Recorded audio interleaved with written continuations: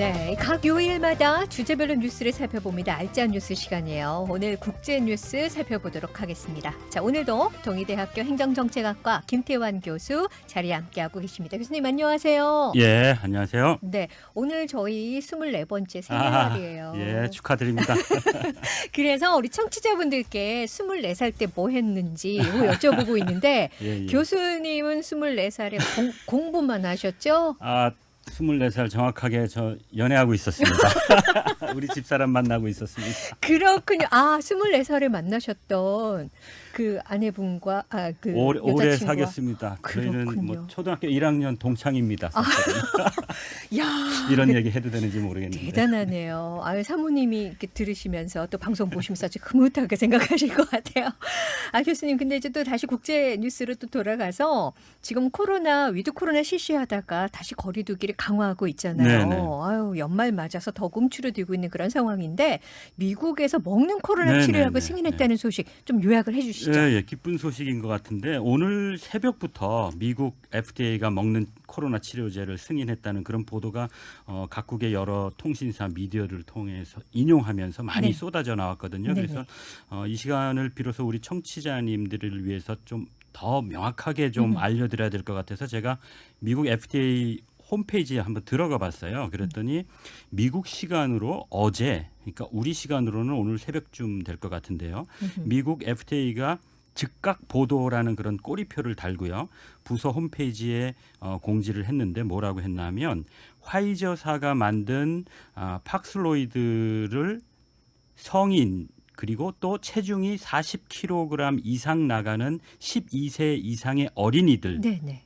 중에 경증 그리고 또 중간 정도의 코로나 증세 치료를 위해서 긴급하게 좀 사용할 수 있도록 허가해 달라 하는 그런 요청을 받고 네. 미국 FDA가 이제 검토를 하고 네. 드디어 이제 오늘 그거를 허락을 한 거죠. 그런 내용이죠. 근데 거기에 그 단서를 분명하게 제가 본 것이 뭔가 하면 중증 환자에게는 적합하지 않다는 그런 부분을 분명히 명시를 했습니다. 그렇군요. 이게 항바이러스제라 그래가지고 체내에 이 코로나 바이러스가 들어와서 증식하지 못하도록 하는 그런 치료제라고 합니다. 그렇군요. 그동안 왜 코로나 감염되지 않도록 우리 백신에만 의존을 네네네. 했는데 이제 감염이 됐다고 하더라도 치료하는 치료제가 상용화되는 건가요? 그렇죠. 이론상으로는 이제 그렇게 되는데 문제는 우리가 백신 사용 허가 처음 받았을 때도 그랬지만 이제 치료제에 대한 그 수요가 세계 각국에서 막 늘 거 아니에요. 그러면 네네. 그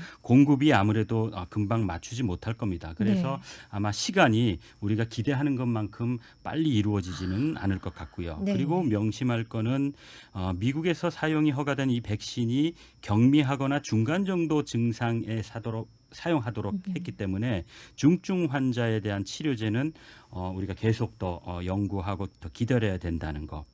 그리고 그렇지만 뭐 지금으로서는 뭐 백신 접종에 대한 그런 불안감이 좀 있긴 하지만 네. 감염돼도 중증으로 가는 확률을 백신을 맞으면 줄일 그렇죠. 수 있다고 그렇게 네. 말하잖아요. 네. 그러니까 지금 경미한 환자 그리고 네. 또 중간 정도 질환에 대한 거에 효과가 있다는 것이 지금 이제 나왔으니까 네네. 백신을 맞는 것이 일단은 지금으로서는 기본으로. 아마 네. 최선이 아닐까 그런 생각을 합니다. 그리고 네. 또 우리나라에서 이게 상용화되려면 우리나라 식약청이 또 승인을 해야 되거든요. 근데 현재 우리 식약청이 그 내용을 보니까 이 팍스로이드 요거를 포함해서 네. 한국에서 만든 이 약까지도 같이 치료제까지. 여러 가지 치료제들을 지금 사용할지 여부를 상당히 네네. 꼼꼼하게 네. 식약청에서 검토하고 있는 중이라고 그럽니다. 그래서 기대하기로는 지금 연말이니까 아마 겨울 잘 나고 우리 세 번 맞으면 그때부터는 치료제가 우리나라에서도 좀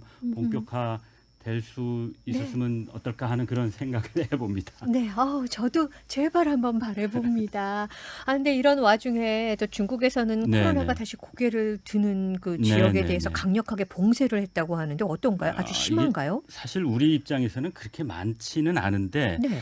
중국 국가위생건강위원회가 오늘 23일 0시 기준으로 중국의 전국 31개 성에서 신규 확진자가 100명이 발생했다.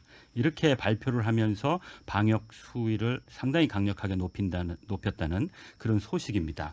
그래서 중국 내륙의 그 고대 문명의 유적지가 풍부한 산시성이라고 있거든요. 네네. 그 산시성의 인구 한 1,300만 명 정도의 대도시입니다. 우리가 병마용 진시황 황제로도 많이 알려진 그 시안시 방역 당국이 네. 뭐라고 발표를 했나 하면 각 가정당 한 명씩만 이틀에 한 번씩만 생필품 구매를 위해서 외부로 나갈 수 있다 하는 그런 외출 명령을 지금 내렸다는 겁니다. 그러니까 실질적으로 상당히 강력한 이제 봉쇄 정책처럼 들리는데 네. 중국은 그렇게 강력하게 지금 취하고 있는 것 근데 같습니다. 하루 감염자가 100명이라고 그건 너무 심한 거 아닌가요? 우리 눈에 보기는 좀 그런데 네. 사실은 뭐 그런 것들은 이제 나라마다 문화나 그 사회 공동체가 수용하는 좀 상식이 좀 다릅니다. 그래서 다른 나라 사람들이 뭐라고 얘기하기는 쉽진 않은데 특히 중국은 이제 한국이나 자유민주주의 국가들을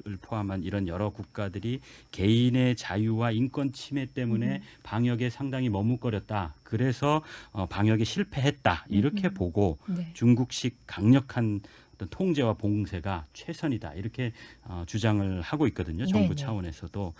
그래서 중국 국내의 경우에는 개인에 대한 국가의 통제, 개입 이게 한국이나 서방 세계와 달리 좀 이렇게 국민들 자체도 좀 거기에 대해서 상당히 좀 관대한 입장을 가지고 있는 것 같아요. 네, 네, 알겠습니다. 자, 지금까지 국제 뉴스 자세히 알아봤습니다. 동의대학교 행정정책학과 김태환 교수와 함께했습니다. 교수님 감사합니다. 예, 고맙습니다.